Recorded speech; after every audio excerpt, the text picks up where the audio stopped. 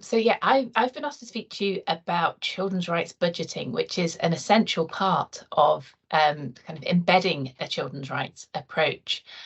So really in my 20 minutes, I just want to go through kind of why it's important, where some of the obligations stem from, and some top tips for elected members in how to think about children's rights budgeting in your everyday roles. I think a really important point to raise about children's rights budgeting is this is the kind of this is the term that we talk about in terms of international human rights law. Everyone kind of thinks about budgeting as being about money. But I think in terms of elected members, it's really important to think about children's rights resourcing, because it's not always about the money that you spend. It is also about the time you spend, the time that's allowed on agendas to talk about children's rights issues, the time that's spent speaking to children and young people. So I think whilst I've called my presentation Children's Rights Budgeting, I think it's not just about the money, it's about the resources, the time, the people that you allocate to taking children's rights forward to make sure that it's embedded across local authorities and across communities. So I always like to start with this quote from Professor Aoife Nolan, who has done a lot of work in Scotland actually supporting UNCRC incorporation. She has done research on children's rights budgeting, on human rights budgeting more widely, and has really concluded that budgets are a key sign of a government's values. And so if you can't see children's rights, human rights within a budget, then what's being said is they're not a value worth counting. And so it's so important that children's rights are visible in budgets, children are visible in budgets, because that shows that children have value, that they've been considered, and that resources are being properly allocated to make sure that their rights are being realised across communities. So that's the first thing really to say is we must make sure that children are visible in budgets and in the time that we put out in meetings and in agendas. Children and young people really understand children's rights budgeting. I know it seems like a kind of quite a scary concept. It's like, oh gosh, this is about economics, it's about finance, this is really difficult. But children and young people have told us the government doesn't have the money to get it wrong, so they should invest in listening to children and young people from the outset to get it right. Children and young people know what's happening in their lives. They have unique perspectives about their schools, their communities, their families. And so by speaking to children and young people and making sure that they're involved in decisions about where resources are allocated, we can make sure that we get those decisions right from the outset. Children and young people also recognise that perhaps some families, some communities need to have more investment than others. And so they recognise that sometimes more money is needed to support low-income families to make sure that their rights are realised. Perhaps more income, more money is needed, more resources are needed for certain groups, disabled children and young people, for example, to make sure that their rights are realised. So children and young people recognise kind of the key principles of children's rights budgeting, that it's not about necessarily spending the same amount of money on everybody. It's about investing in those children, those families, those communities whose rights are most at risk. We will be sharing these slides with you afterwards. And in our State of Children's Rights Report 2022, there's a link to it on this slide. Then you'll see there are a number of case studies of where children's rights budgeting has been put into place in Scotland. And I think that these will provide some kind of inspiration and some examples to you as to how it actually looks in practice. So children's rights budgeting is an opportunity to bring rights into reach. I'm sure many of you have seen this slide before, but I just keep bringing it out because it's so important to me and it encapsulates what we're trying to do. When we spoke to children and young people many years ago, they told us that they knew that they had rights. They knew what many of those rights were, but they felt out of reach. They felt like clouds in the sky. So they knew that they had the right to be protected from discrimination, not to live in poverty, to be listened to. And they could recite many of these rights, but they didn't always feel that. They didn't always experience that in their families, in their schools, and in their communities. So by investing in children and young people, by children's rights budgeting, it's actually a chance to bring these rights into reach and making sure that all children and young people can experience them all of the time. So as you'll know, the UNCRC Incorporation Bill will soon make children's rights binding in law, and the amendments to that bill were just introduced to Parliament last week. So we're expecting a lot of discussion this autumn about how those amendments can be passed and the bill can finally become a reality to children and young people in Scotland. Human rights provide a legal basis. So there's a great thing about a human rights-based approach is it's something that has been developed right across the world. It's a common language, so we can learn from other countries. We can learn from where children's rights budgeting have been given a legal basis and really see how that has turned into a reality and turned into a change in children and young people's lives. The UNCRC specifically talks about maximum available resources. And again, when I say resources, I don't just mean money, I mean time, I mean space. And it talks about making sure that we spend maximum available resources to realise children's rights to health, housing, education, and an adequate standard of living. And I know sometimes that raises alarm bells with people like, gosh, but what about competing rights? What about the rights of adults and the rights of parents? Children and young people live in communities, they live in families, they live with their parents. So the UNCRC is very clear that actually when it comes to maximum available resources, this does mean investing in families and in communities. Rights aren't in conflict with each other, they reinforce each other and support each other.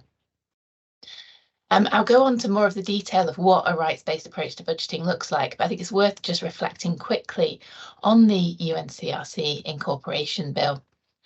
So as I mentioned, it was returned to Parliament last week. We expect it to go through in the autumn. I know that the Minister said, I think she hopes that it's going to be passed before Christmas, fingers crossed. So if that's the case, then that means that hopefully the UNCRC Incorporation Bill will be enforced by about this time next year. So there's plenty of time to kind of build on what we've already been doing to embed a rights-based approach, as Miriam said, through GERFEC and through the other policy initiatives to make sure that we're ready for commencement of the bill. What I love about the UNCRC Incorporation Bill is its carrot and stick approach. So the UNCRC Incorporation Bill has the carrot part of it, which is about making sure that we get things right from the outset. Because whilst it makes children's rights binding, whilst it makes them justiciable, so in the most serious of cases, children can complain through the courts if their rights are breached, the UNCRC bill is about getting things right from the outset. So it's about protecting the rights of all children and young people under the age of 18. It's about encouraging all levels of government, so national government, local government, but importantly as well, those who are commissioned by local government to deliver services. So this means a number of charities as well and other enterprises have to comply with the duties in the bill. It's about doing child rights impact assessments, and it's about allowing scrutiny by children, young people, by the Children and Young People's Commissioner, Scottish Parliament and civil society. And all of these are about making sure that we get things right, that we embed children at the heart of decision making from the outset. Another important part is obviously the stick part, so what happens when things don't work. And the bill does allow for children to complain if their rights aren't being protected. And this is actually a really important opportunity to get things right. Complaints mechanisms need to be as close to the child as possible. It doesn't necessarily mean going to court. It means listening to children and young people, learning from them when things aren't going right, and trying to put in place steps that mean that their rights are realised right from the outset. In the most serious of cases, it does mean that children and young people can go to court to complain if their rights have been breached. And the Children's Commissioner can support children and young people. Other organisations working with children and young people can support them to take these cases in the most serious of incidents. So what is it that we're actually making binding in Scots law through the UNCRC Incorporation Bill? And I go back to Kathy's picture here of the school, because I think it's so important that when we look at the UNCRC, we do remember it's not just about education, it's not just about social care, it's about every aspect of children and young people's lives. So as elected members, then we need to remember that the UNCRC covers things like transport, children's journeys to school. It covers the environment, about green spaces, access to space to play. It covers obviously education importantly, it covers early years, it covers their right to health, it covers housing. And so it means really every decision I think that's made by elected members, then you need to be thinking, what does this mean for children and young people? And whether that's a decision about housing, whether that's a decision about transport, whether that's a decision about planning and the environment, then you just need to think about what it means for children and young people's lives. And you'll see from the part on the right, there are 42 rights in the UNCRC. So goodness, that seems like a lot to get your head around. But actually, it's not as complex as it looks. And I think a really useful place to start are the general principles of the UNCRC and what's known as the 3 Ps. I always want to highlight the fact that the UNCRC is called a preamble because it's international human rights law to speak, but a preamble is an introduction. And in the introduction to the UN Convention on the Rights of the Child, it talks about the fact that the child, for their full and harmonious development of their personality, should grow up in a family environment in an atmosphere of happiness, love, and understanding. And this is what we're aiming to do by making children's rights binding. It's this atmosphere of happiness, love, and understanding. And that's in the family, but it's also in the community. It's also in schools. And I think that that's something that transcends political interests, political divides. I think everybody can agree that children should be able to grow up in that atmosphere of happiness, love, and understanding. And that's what a children's rights approach looks like.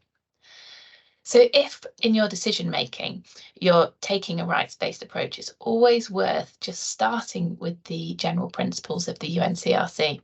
So if somebody's come to you with a decision to make, then think about non-discrimination, best interests, survival and development, and children's participation.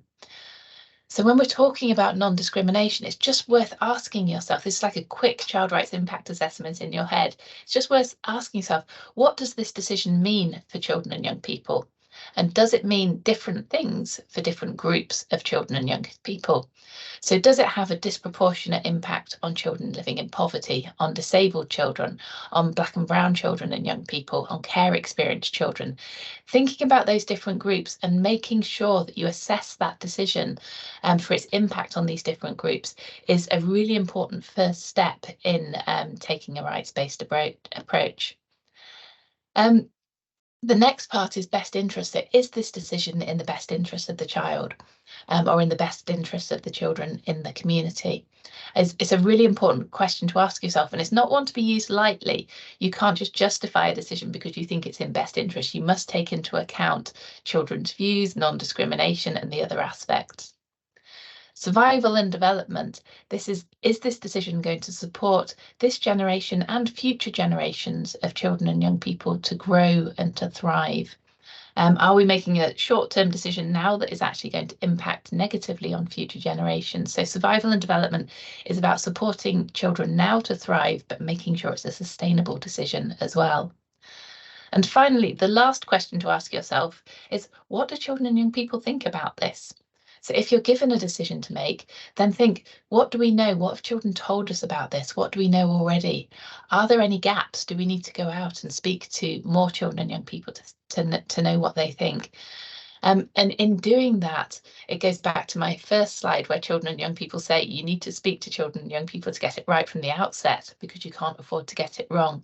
So by asking yourself, what do children and young people say about this? What are their views on this? That allows you to get it right from the outset. The 3 Ps are worth thinking about as well, because it's about thinking, what do we need to do as elected members to make sure that children's provision rights are met? So they have food, nutrition, health, shelter, education, those rights to actual services. You also need to ask yourself, what are we doing to make sure they're protected from all sorts of from all forms of harm? And what are we doing to make sure that children and young people are included in these decisions? And there's often a discussion about whether there should be a 4th P, which is promotion. What are we doing to make sure that the children and young people know about their rights, that their families and communities know about their rights, and what are we doing to promote those rights? So I've not got that on the slide, but I think that's also a 4th P, an invisible P that is very important. So when it comes to applying human rights to budgets, originally then stems from the International Covenant on Economic, Social and Cultural Rights, which Scottish Government are proposing to incorporate through a new human rights bill for Scotland. But it's also in Article 4 of the UNCRC. And there are just some important principles to think about when we're looking at applying human rights to budgets. So like I said, an important principle is maximum available resources. So this is about using the maximum available resources to realise children's human rights. So this isn't creating new money. We understand there is no magic money tree. It's about making sure that the money that you have is spent in a way that realises children's rights. And I think really importantly, it's about making sure that we're thinking about different groups of children and young people, and we're really targeting resources at those children whose rights are most at risk so that their rights are realised. Non-regression is basically that there's an obligation not to go backwards. So when you're making decisions, trying to make sure that that if children experience a certain level of human rights protection, this decision that you make doesn't infringe on that, doesn't go backwards. There is an understanding in international human rights law that sometimes things like a pandemic mean that very difficult decisions need to be made and regression is just necessary. But on a basic level, it's making sure there's non-regression. And the final principle is about minimum core obligations. And so this is really about making sure that we meet the floor of international human rights. So making sure that no child falls below that floor before we start to raise it for all other children and young people. So there is a general comment, these are like instructions from the UN Committee on the Rights of the Child that talks more about children's rights and public budgets. And it is very useful, but it is also about 16 pages of Times New Roman in very UN language. And so I'm thankful to say that there's a child-friendly version of the UN General Comment. And I think it's worth just mentioning, so this is General Comment number 19. So the UN Committee came out with 18 General Comments before this. General Comment 19 was the first that the UN Committee actually involved children and young people in writing. And they have involved children and young people in writing them ever since that point. We're now at General Comment number 26. But it shows that everybody, even the UN Committee on the Rights of the Child, everybody is on that journey of children's rights. Everybody isn't getting things right at one point and has got room to improve.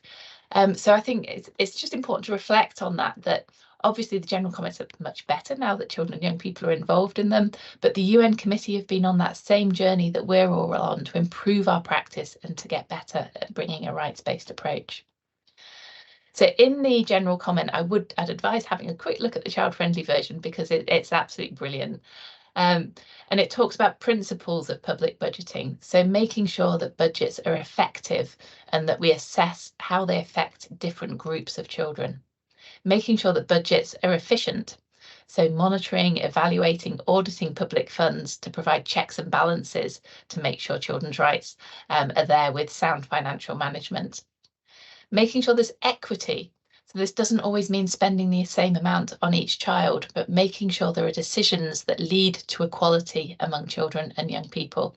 It's about targeting resources fairly to promote equality.